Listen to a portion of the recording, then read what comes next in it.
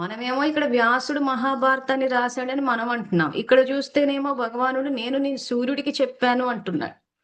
నువ్వు సూర్యుడికి ఎలా ఉపదేశించావు అంటున్నాడు. సో ఇంతకు మరి చెప్పింది సూర్యుడికా వ్యాసుడికా? ఇప్పుడు చూస్తే కల్కి అవతరణ అని ఉంది. ఇప్పుడు మొత్తం పురాణం అంతా భవిష్యమాలిక చదివితే ఇప్పుడు ధర్మస్థాపన కోసం జ్ఞానం బయటకు వస్తుంది. ఆయన జ్ఞాన యోగాల ద్వారా చేస్తాడు.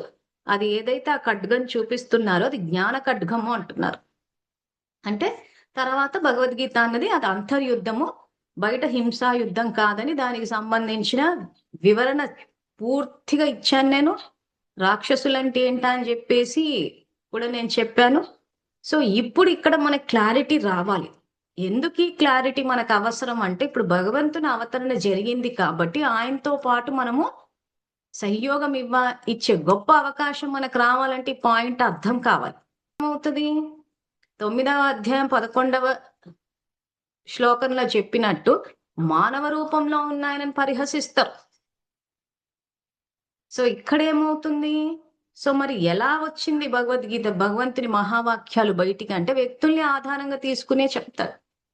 ఆ వ్యక్తుల్లో ఆ శక్తి వచ్చినప్పుడు ఇప్పుడు ఇది కల్పము 5000 సంవత్సరాలు అని చెప్పి ఎట్లా తెలిసింది? భవిష్యమాలిక పురాణంలో నిరాకార శివ పరమాత్మ ఆదేశానుసారం అన్న అంటే ఇది ఒక వ్యక్తికి సంబంధించిన విషయం కాదు, ఆయన భక్తులకు సంబంధించిన విషయం. భవిష్యమాలిక అన్నది ఒక 5గురు పంచసకులు అని చెప్పి రాశారు. తర్వాత వీరబ్రహ్మేంద్ర స్వామి గాని అచ్యుతానంద గాని ఇప్పుడు వీళ్ళు ఏమంటే ఒక 600 సంవత్సరాల క్రితం ఈ భవిష్యమాలిక పుస్తకం ఏదైతే ఉందో ఇప్పుడు మీకు ఇక్కడ వేసి చూపిస్తున్నామో దాని స్క్రీన్ షాట్స్ తీసి ఇది దీని మీద ఏమని ఉందంటే దీని మీద జూమ్ చేసి చూపిస్తున్నాం. 600 సంవత్సరాల క్రితం రచింపబడిన ఈ అత్యంత గోప్యమైన గ్రంథం ప్రకారం అని చెప్పి ఇట్లా అన్ని ధర్మాలు వచ్చి కలుస్తాయి అని అంటున్నారు. ఈ అత్యంత గోప్యమైన గ్రంథము. సో ఎందుకు వీటిని రకంగా గోప్యంగా పెట్టారు? 600 సంవత్సరాల క్రితమే రాశారు. సో ఇది 20వ శతాబ్దము, 20వ శతాబ్దము 25వ సంవత్సరం 2025. సో 600 సంవత్సరాలు అంటే వెనక్కి వెళ్ళండి. సో 600 సంవత్సరాలు వెనక్కి వెళ్తే ఎన్నవ శతాబ్దంలోకి వస్తాము?